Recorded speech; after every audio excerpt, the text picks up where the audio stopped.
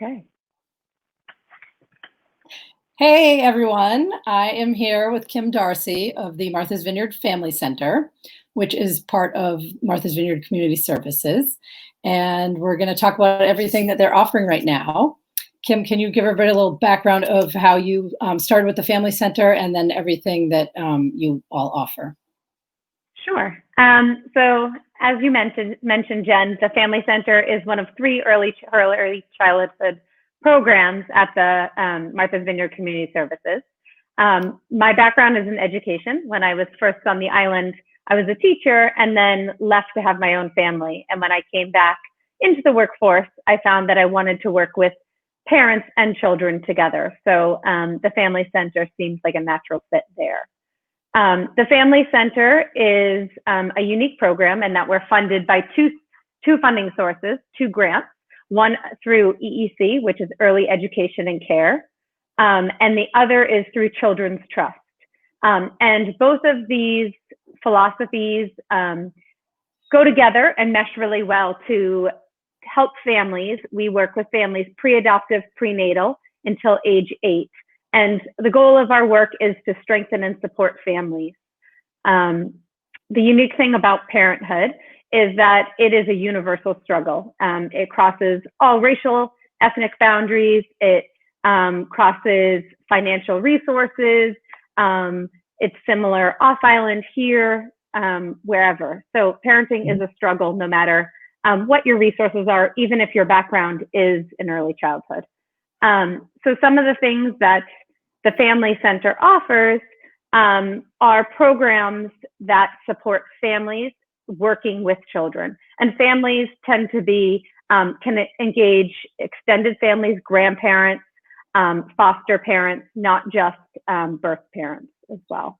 So some of the programs that we typically offer are support groups. We do a lot of parent education, parent-child activities, and we really respond to the needs of the community. So at this time, obviously our program has shifted and changed a little bit to respond to the stay-at-home orders and COVID-19. I'm sure it has. What things are you doing? I know some of the programs. When my daughter's 7 now, we don't use the Family Center as often as we used to, but we definitely did baby's first year. And then we also went to the Family Center a lot just for playtime. And what things are you able to offer and what are you not? So our May calendar has moved most of our programming virtually. So right now we're offering a couple of support groups that we do via Zoom. We're offering some play groups, which are pre-recorded play groups with Kristen Coogan that we put out on Facebook. And the children, as opposed to watching somebody they don't know, they have an opportunity to see this wonderful person that they actually know in real life, and they think she's a movie star. Great. And then we have our bilingual service provider is offering bilingual story times, which are both in English and Portuguese on Facebook Live. And then we've offered some parent-child activities. Right now, Jessie from the Yard is offering a movement class for us on Friday mornings. Sal and Aiel is offering a Baby and Me yoga class via Zoom once a week. And we're collaborating with the YMCA to do some things around mindfulness and doing a sharing activity and a movement break during the week.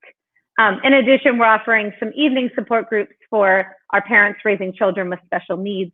And then each week, I think you're going to get to, but each week we're doing some concrete type of supports. And that's where a majority of our programming right now has shifted, is since we're not able to do as much in-person things, we're doing more concrete supports and individualized supports for families. Okay. And what does that mean? What is support? So concrete supports are things that help families. I can't, let's say, pay your electric bill for you, but I can help you in other ways. And so we have a wonderful collaboration with the Good Shepherd Parish, which gets food from the Greater Boston Food Bank.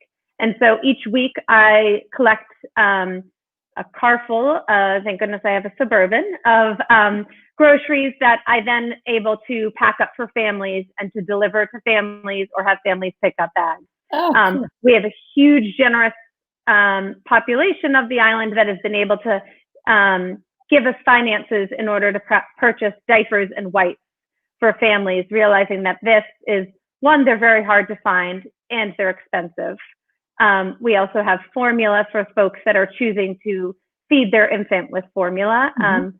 So all of those are concrete resources that families are able to reach out to myself and be able, in English or Portuguese, be able to access some of those resources. Great. But in addition, concrete resources can look like individual conversations with staff, support, FaceTimes, visits.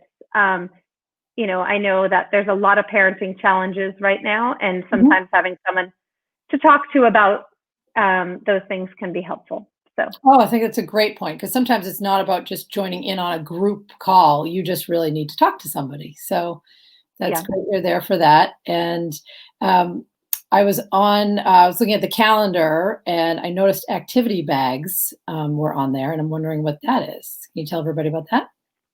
Yeah, so every Saturday we've been putting together activity bags. Really quickly, we realized there is a lot of information out there in order to keep your child busy. But sometimes that information can feel a little overwhelming and you just need something concretely to do. And so what we've done is put together themed bags, because it's an easy way to wrap ourselves around it. Put together some theme bags each week. So this week we are creating bird bags, where the kids will get an craft to do at home with their parent-child activity, and to make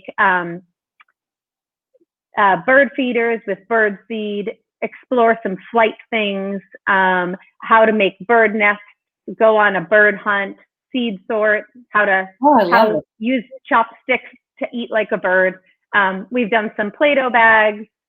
We did flower theme bags and art kits and literacy kits. We're just changing it up each week to give families concrete.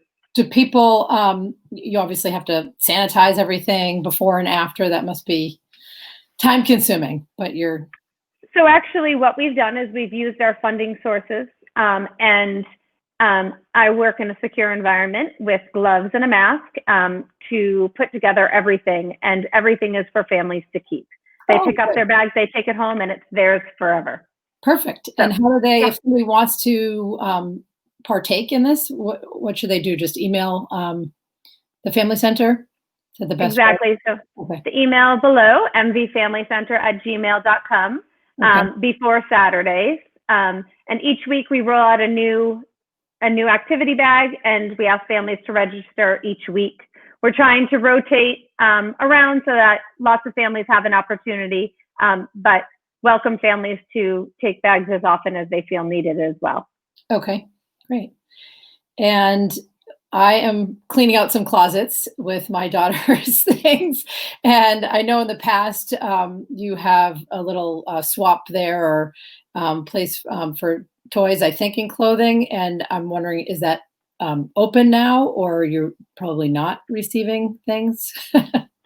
We are not taking donations at the swap shop right now. I've asked people to kindly hold on to them because even though we are all at home, kids are growing and going to need new stuff, and it is hard to get things. So as soon as we are open to accepting donations, I will make sure I put that on our website and on our Facebook page so that folks know.